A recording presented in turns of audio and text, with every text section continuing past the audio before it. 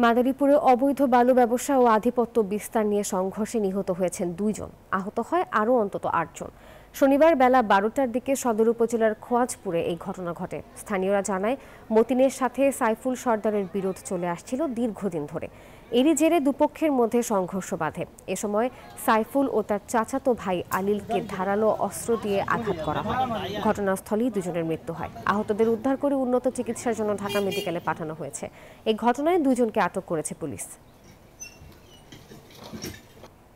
মতির এবং শিকদার গ্রুপের আক্রমণে তারা 2 জন নিহত হয় এবং আরো একজন গুরুতর অবস্থায়, তাদের এক ভাই অলি গুরুতর আহত অবস্থায় এখন হসপিটালে ভর্তি আছে।